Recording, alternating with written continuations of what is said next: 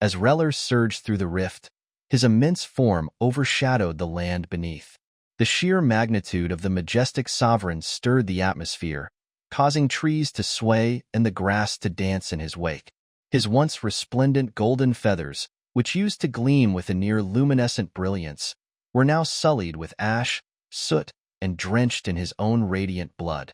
He was amongst the final few of the dragons to make the journey through the rift, joining those who had already passed, each bearing the wounds and weariness of a battle that had raged for over a day. Several of his kin lay sprawled upon the ground, their once mighty forms now heaving with the effort of each labored breath, completely drained from the exhausting ordeal. After finding an expanse large enough for his gargantuan size, Reller made for his descent, but it was far from the regal display befitting a creature of his grandeur. The sheer force of his landing caused the earth to shake, and as he tried to stabilize his massive frame, a sharp, agonizing pain shot through him, causing him to stagger dangerously. A deep, guttural roar of the severity of his injuries. His massive legs, which had always held him aloft, were now the source of anguish which caused a string of ancient curses to burst from Reller's maw. His once resplendent form was a patchwork of gashes, bruises, and broken feathers, all inflicted by the arrival of those infernal mortals' newest weapons. In the beginning, the darts they loosed at him and his kin were painful but manageable. The things would simply burst upon contact, bombarding them with burning heat and rattling shock waves.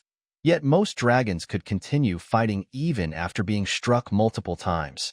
However, as the conflict wore on, those darnable mortals adapted, switching to more potent and effective iterations of their weapons. These newer darts the Otherworlders employed, unlike their explosive predecessors, simply just slammed into you with unmatched speed. By the time you realized their hellish eye was looking at you, it was too late. A solid bolt of vengeful fury that was seemingly unleashed by the gods themselves was going to hit you. And even if you knew they were coming, those darn things were far too fast to reliably dodge, at least not in the midst of battle with their metal locusts. "You humiliate me with this retreat, Korthax," Reller bellowed with uncontrolled rage as he limped towards the camp with a group of humanoids emerging from it.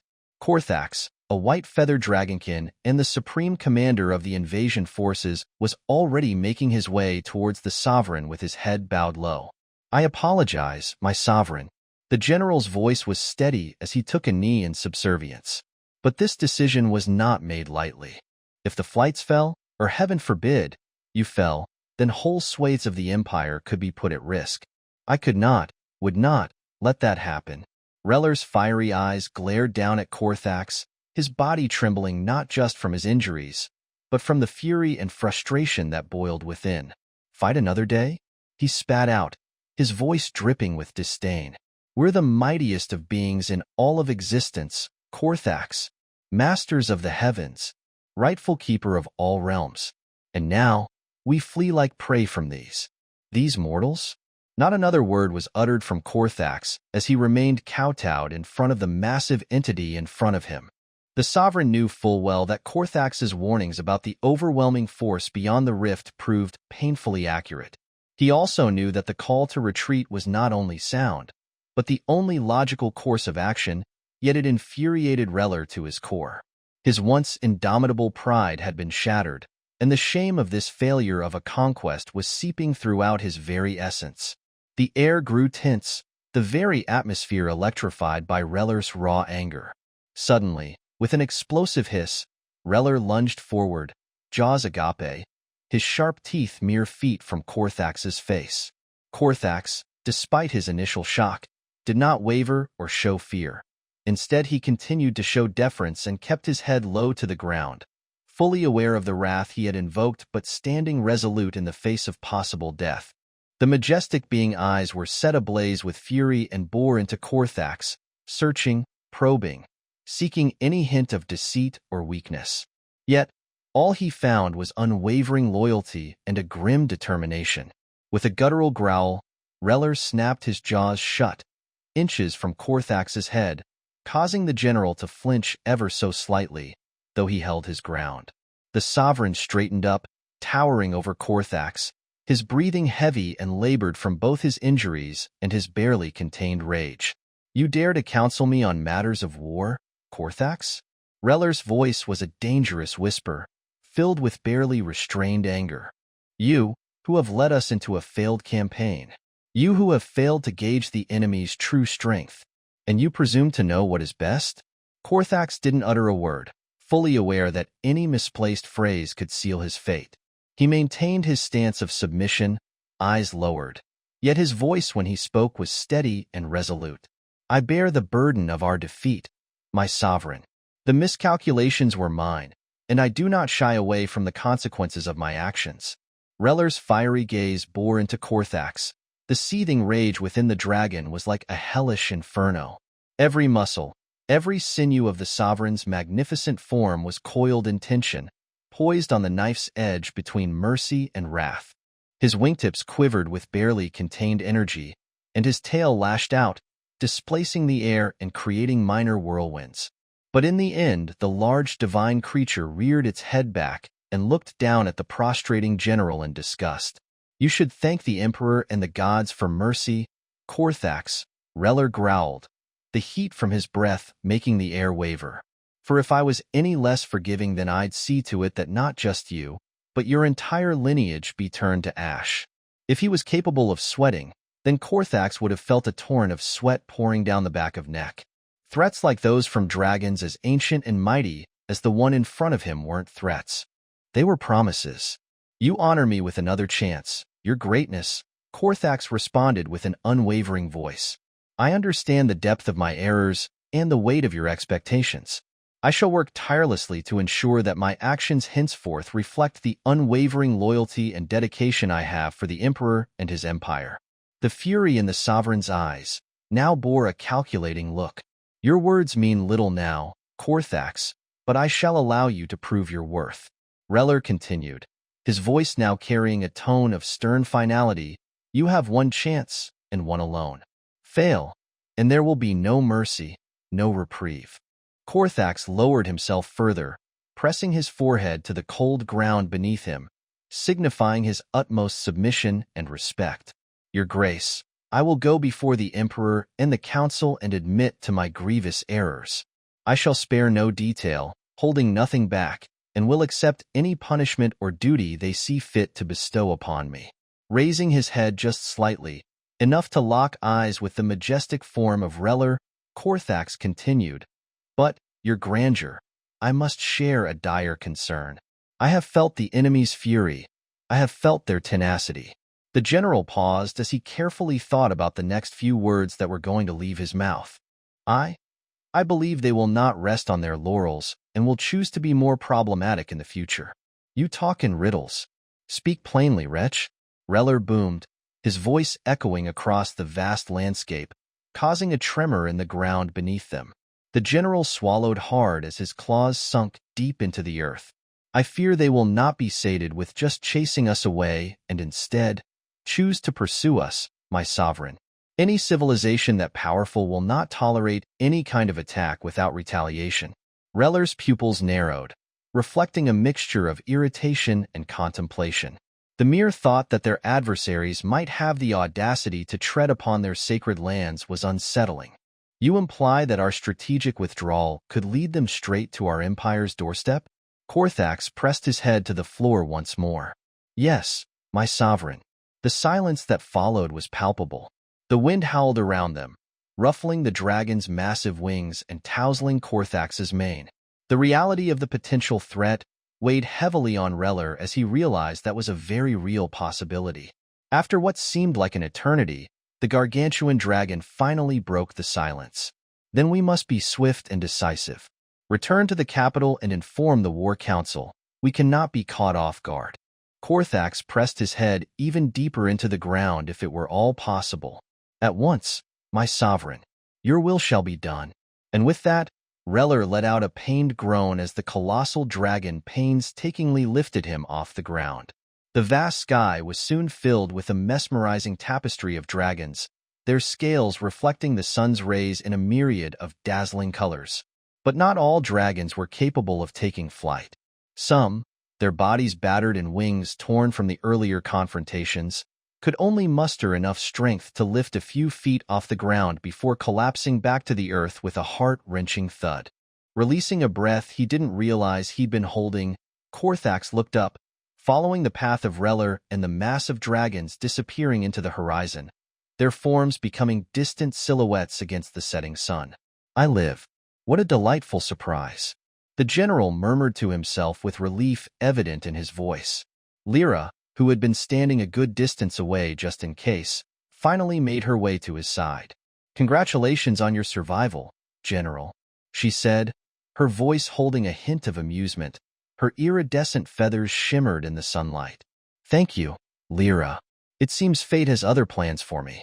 Korthax replied as he stood up and dusted himself off. His trusted adjutant nodded gracefully before darting to the dragons still sprawled out on the ground. Her voice softened, and what of them? Those who could not join the sovereign?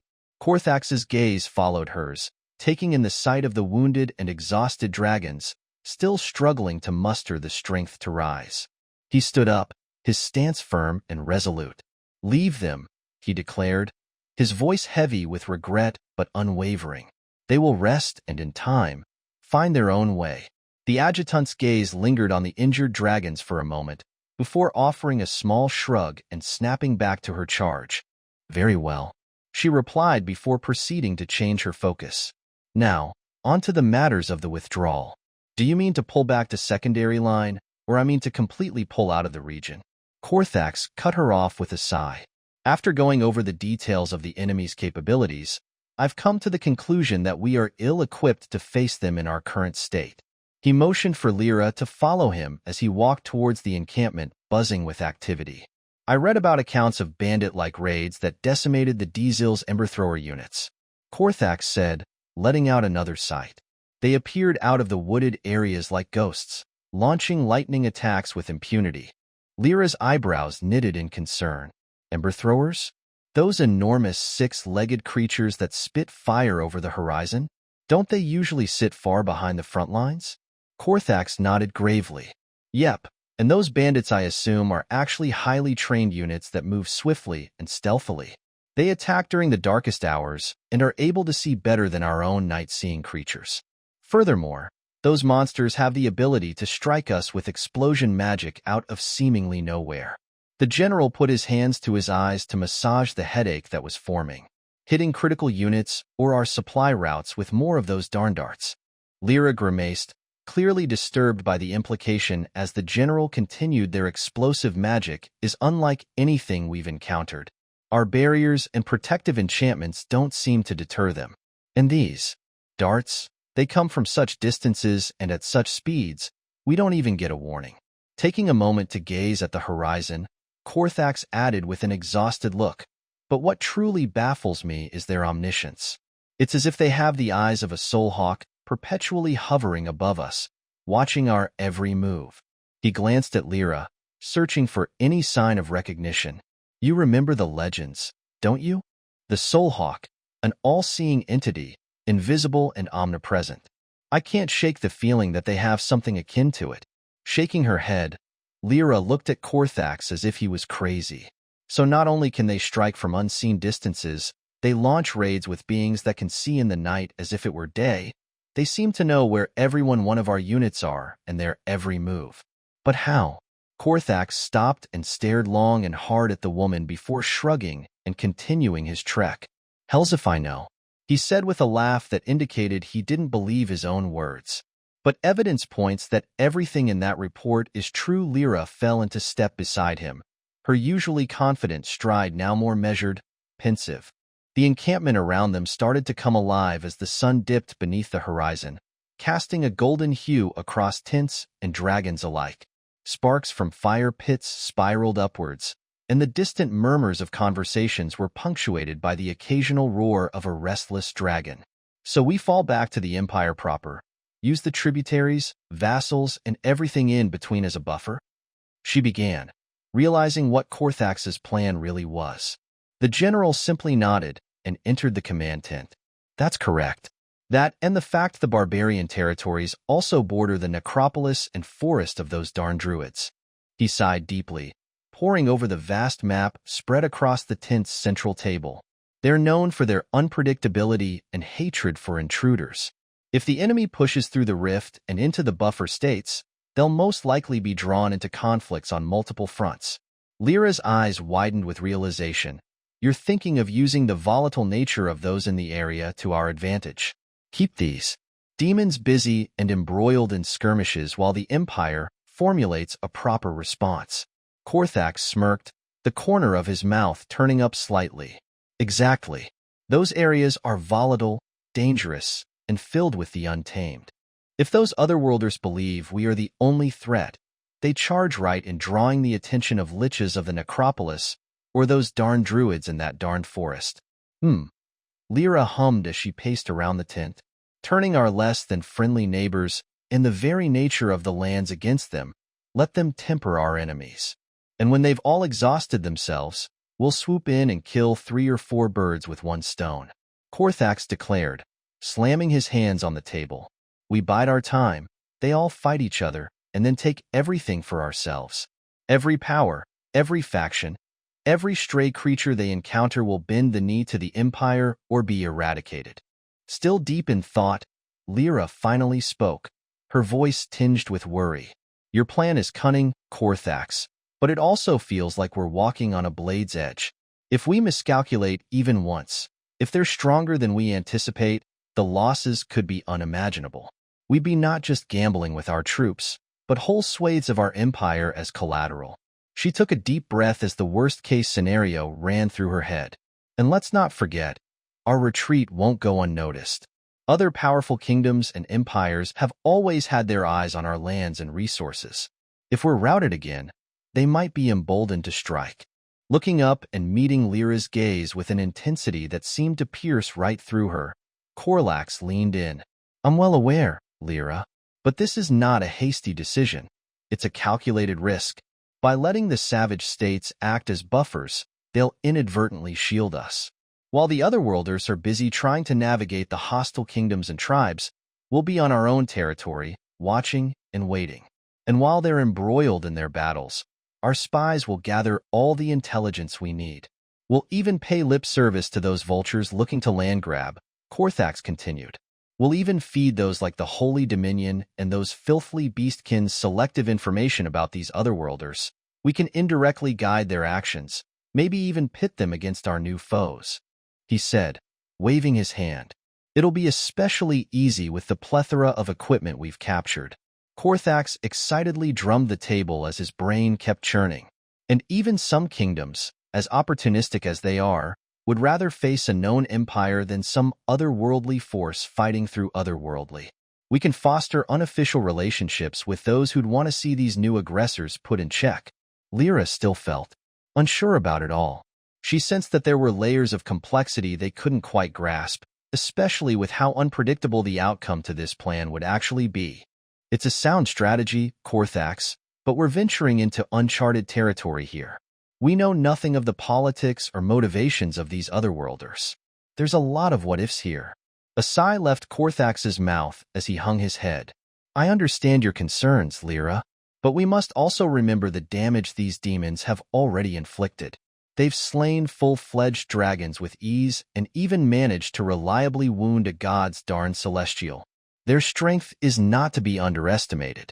Either way, there are vast risks. Reflecting on the general's words, Lyra paused and furrowed her brow.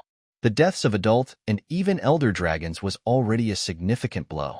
Crippling an eon-old celestial dragon like their sovereigns was even more significant. The mere thought of a force capable of such feats sent chills down her spine. She swallowed hard. I can't believe they have the power to do that. If they can harm celestials, what chance do our mortal soldiers have? Korthax nodded gravely. Exactly.